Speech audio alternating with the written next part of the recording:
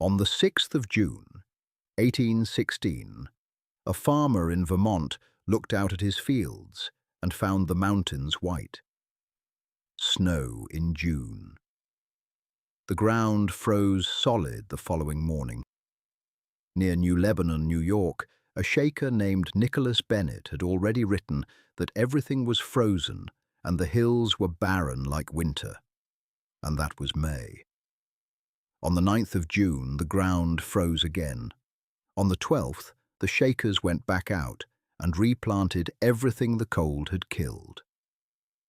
On the 7th of July, it was cold enough that things simply stopped growing. Frost came in June, in July, and in August. It reached as far south as Virginia on the 20th and 21st of August. In central New Hampshire, the last spring, frost did not lift until the 11th of June, and the first autumn frost arrived on the 21st of August, which left farmers roughly 10 weeks of frost-free weather to raise a year's food. The corn froze in the milk. It never ripened and was hardly worth harvesting. Bread was scarce, prices went up, and a Virginia newspaper reported in September that the corn crop would be a half to two-thirds short. Nobody knew why. The cause was a mountain called Tambora that had blown itself apart in Indonesia the previous April, and there was no mechanism on Earth in 1816 for an American farmer to learn that. They called it 1800 and froze to death. Some called it the poverty year, and in parts of Europe, governments declared a national famine over it. And most of those households came through it. That is what this story is about. Not the toughness, which is the wrong explanation, but the architecture. Because the system those families ran was genuinely more resilient than anything most of us have, and the reason a modern person could not reproduce it for a single week has almost nothing to do with grit and everything to do with something nobody ever mentions. That system had no beginning. It could not be started. It could only be inherited. And by 1816, it was already, in most of these houses, 20 or 30 years deep. Start where every one of these farms started, which is a forest. When a family arrived at a parcel and bought sight unseen from a land office, what they had was trackless old-growth woodland, and every single thing they intended to do required getting rid of it.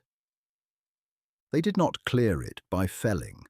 Felling old growth by hand is a preposterous amount of work. Instead, they girdled, cut a wide band of bark from around each trunk, which kills the tree standing, and then planted corn in hills between the dead timber, the way indigenous farmers across the eastern woodlands had done for centuries. The following season they cut and burned the dead trees. The stumps stayed where they were. They had to rot for several years before the ground could be ploughed at all. Now the rate.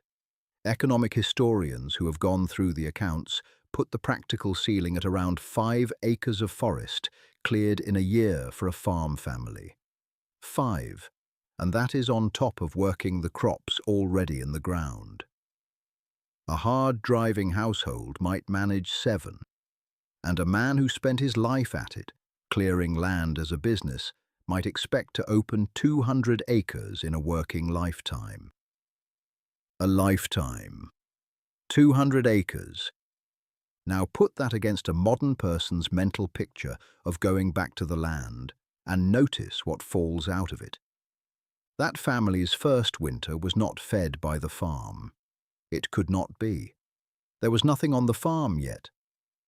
The first year produced corn planted between dead trees on unploughed ground, and it produced a cabin, and that was all it was capable of producing. And every other component of the system ran on the same kind of clock. An apple orchard planted from seed does not bear usefully for the better part of a decade. A herd of anything, cattle, sheep, hogs, is built by holding back breeding stock in years you could have eaten it, which means every animal in the pasture represents a meal somebody declined to have several years ago. The timber for a chair or a table had to be split and stacked and left to air dry at roughly a year for every inch of thickness. The salt pork in the smokehouse was hanging there because a hog had been fattened all summer on a mast in the woods. The seed in the crib was last year's crop, saved back and not eaten. Even the buildings ran on it.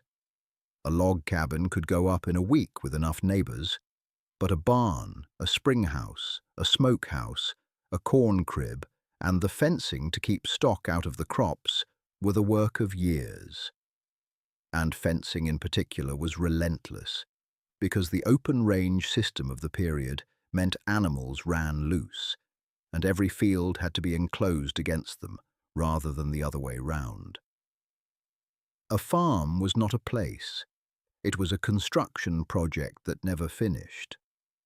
Look for a single element of that household that produces anything in its first 12 months, and you will not find one. That is the fact the entire premise of this video runs into. The question, could you do it for a week, assumes the system has a start-up phase you could enter. It does not. Every operating farm in 1800 was drawing on capital laid down by somebody else, a father, a grandfather, a neighborhood, over decades, in cleared ground, in fruiting trees, in breeding animals, in seasoned timber, in a smokehouse that was full because previous years had gone well. You cannot begin a system whose smallest meaningful unit of time is a generation. The people running it in 1816 were not starting anything. They were operating a machine their grandparents had spent their working lives assembling. There is a second thing invisible in any snapshot of that household, and it explains how anyone survived 1816 at all. The system did not run on what it produced this year. It ran on a buffer, deliberately overbuilt stores, put by in good years against bad ones, because the people running it knew perfectly well that bad ones were coming. The smokehouse was the clearest example. A hog killed in December and properly cured did not have to be eaten that winter. Country hams hung for a year, sometimes longer, and got better doing it. Seed corn was held back in quantities beyond what one planting needed, because a replanting might be required, which is exactly what happened to the Shakers on the 12th of June, 1816, and exactly why they were able to do it. Dried beans and dried fruit kept for a year or more. Whole winter squash sat in a loft for 8 months. Salt was bought and hoarded. Honey and sorghum kept indefinitely. None of that is a survival stunt. It is a household running a granary strategy, accepting lower consumption in good years to buy insurance against the year the weather goes wrong.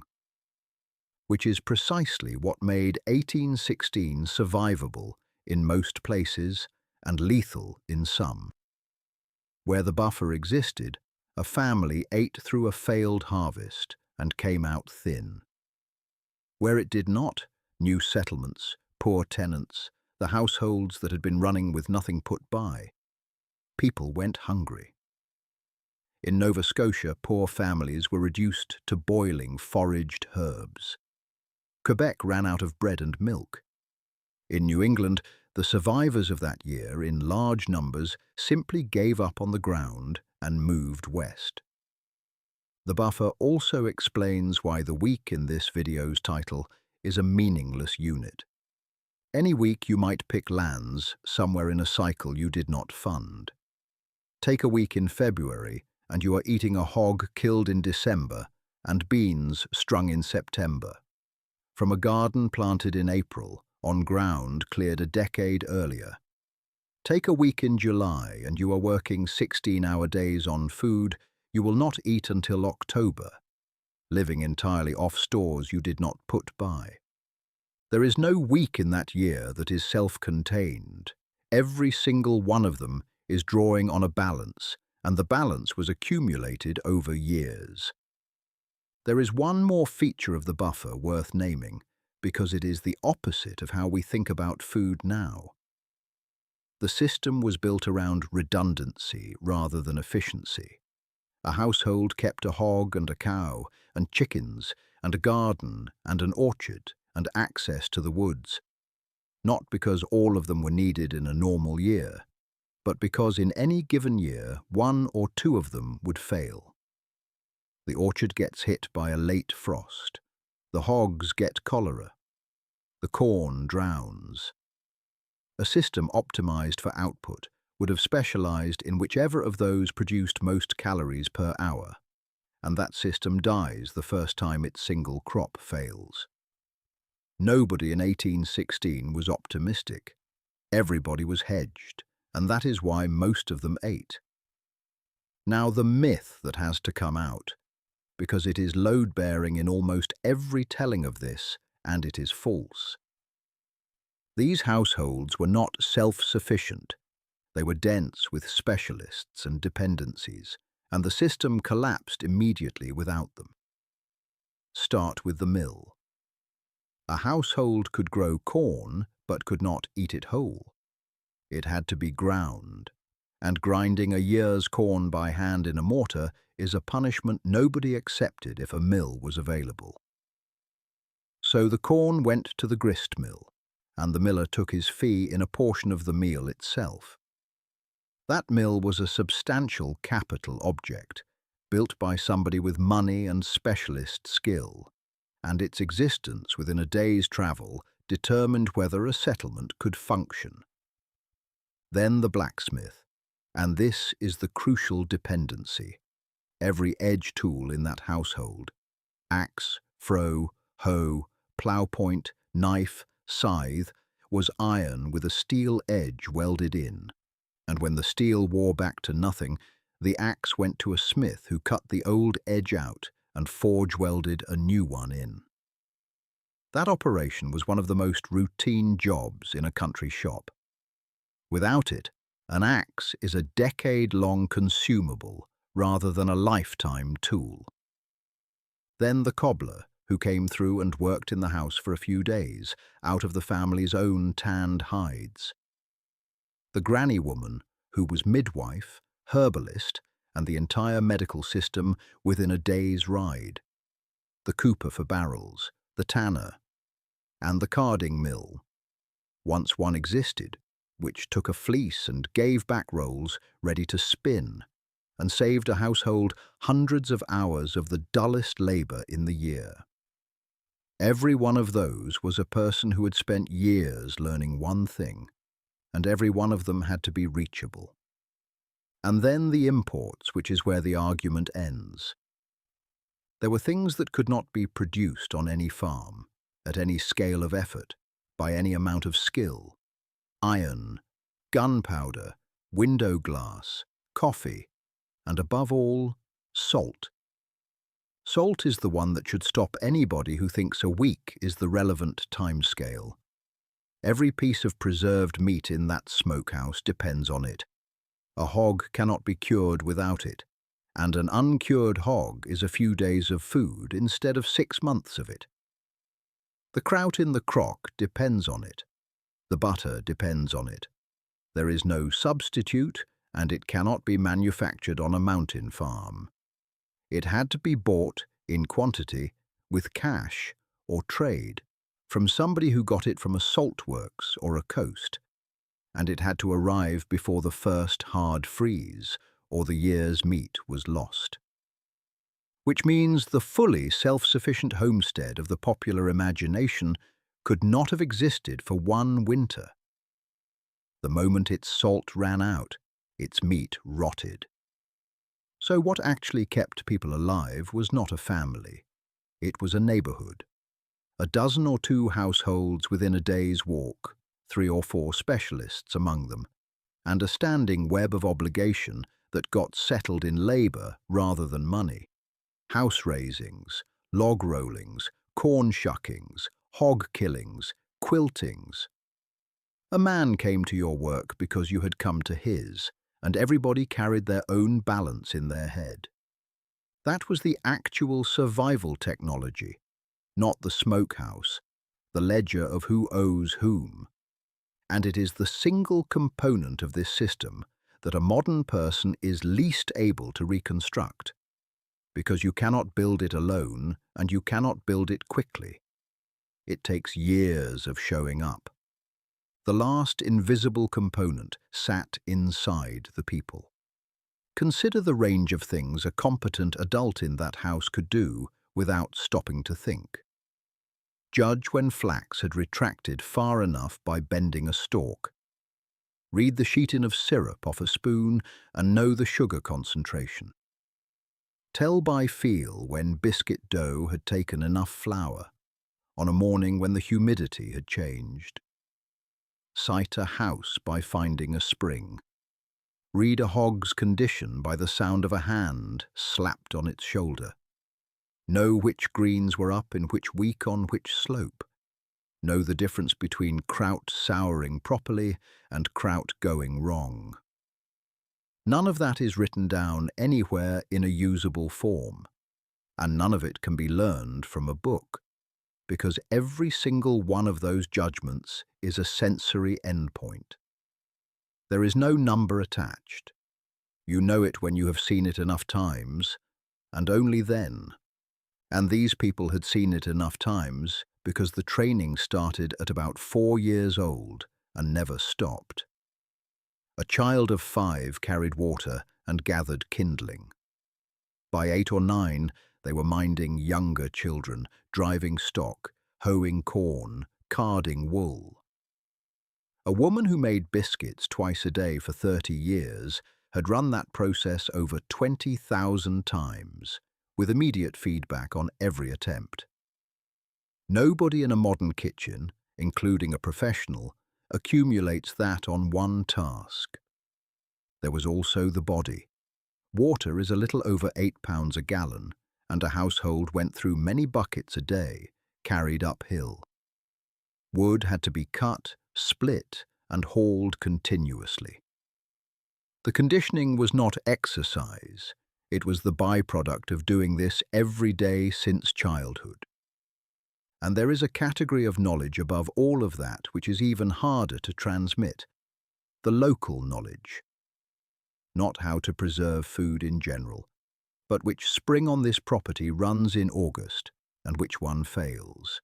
Which hillside holds frost late, where the morels come up, which neighbour will lend a mule and which one won't. Which ford is safe after rain. That is knowledge with no application anywhere else on earth, accumulated by one family on one piece of ground over 3 generations. And it dies completely when they leave. And now the part that the nostalgic version leaves out, because it is the reason nobody should want this back. That labour was extracted disproportionately from women and children. It was unpaid and invisible, and it never stopped. Cooking happened at an open hearth, which meant kneeling and reaching into heat in long skirts. And burns were a leading cause of death for women. Childbirth was attended by a neighbour with herbs. Roughly 1 child in 10 who reached toddlerhood did not reach adulthood, which meant most families buried one, and no family could assume they wouldn't. These people were extraordinarily capable. They were also working at that level because the alternative was hunger, and every one of them who was offered an easier way took it. The carding mill, the cook stove, the store-bought thread, the bag of pintos off the rail car, as fast as it arrived. Go back to the frozen fields, because the poverty year is the closest thing history offers to a controlled test of this system, and the results are more interesting than either side of the usual argument. The system bent. Households ate through their stores. They ate what had been intended for the animals, and when the corn failed, there was no feed. So in the Connecticut Valley and around Lake Champlain, people leaned on fish to keep from starving. They foraged. They slaughtered stock they could not carry through the winter. Prices for grain, meat, butter, milk, and flour rose sharply, which is exactly what happens when the buffer runs out across a whole region at once, and then a great many of them left. The exodus out of New England toward western New York, Ohio, and Indiana after 1816 is one of the better documented consequences of that year. And there is a detail in the record that shows exactly how the buffer worked in practice. When the frost killed the crop at New Lebanon on the 9th of June, the Shakers were back out replanting on the 12th. That is only possible because they were holding seed beyond what a single sowing required, seed they had chosen not to eat. 3 days between total loss and a second attempt, funded entirely by a decision somebody had made the previous autumn. So the honest verdict is this: the system was resilient and it was not invincible. It absorbed a shock that would flatten a modern supply chain.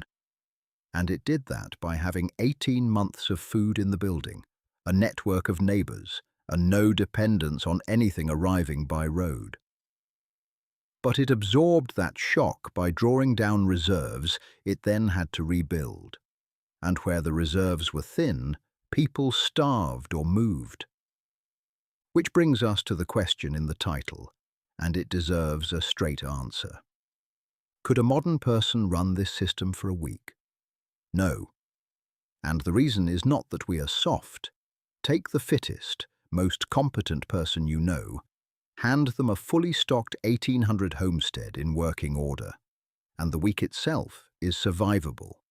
Hard, miserable, full of errors, but survivable. The thing they could not do is produce the week. They could not produce the 20 years of clearing that made the fields, the decade of orchard, the breeding stock held back through lean seasons, the seasoned timber, the smokehouse filled by a hog that fed all summer on chestnut mast, the salt bought with cash from 3 counties away, the mill and the smith down the road, the 20 households that owed them a day's work, or the 4 decades of sensory training sitting in a pair of hands. The week was never the unit. That is the whole answer. The week was the visible surface of a system whose actual timescale was a generation, and you cannot enter a generation-long process in the middle. And it is worth turning that around before we finish, because the comparison runs both ways. Drop that same 1800 family into a modern week, and they would fail at it too. The paperwork, the traffic, the interfaces, the wage employment, the sheer volume of abstract information a person is now expected to process before lunch. They were not generalists who could do anything. They were specialists in an environment that no longer exists, exactly as we are. There is one more asymmetry worth stating plainly. The 1800 household could not have handled a modern shock either. A bank failure, a legal dispute, a chronic illness needing a specialist, a child with an infection that wanted antibiotics. Their system had no answer to any of those, and the thing we call resilience in them was purchased with a child mortality rate nobody would accept for an hour. What they had that we do not have is not toughness, it is a depth of reserve. A household carrying more than a year of food, tools it could repair indefinitely, a repairable house, and roughly 20 families within walking distance who are contractually obliged, by nothing but memory and reputation, to show up when something went wrong. Our reserves are elsewhere. They are in the supply chain, the grid, the hospital, the bank. They are enormously more powerful than anything in that smokehouse, and they are almost entirely outside the household, which is a trade, not a decline, but a trade, and one worth naming. In 1816, the sky went dark, and the crops froze, and the people in those cabins ate for a year on food they had put by before the mountain ever erupted. They could do that because they had been building the answer since before the question was asked. That is the part nobody could replicate in a week. Not because it is difficult, because it is not the kind of thing a week can contain.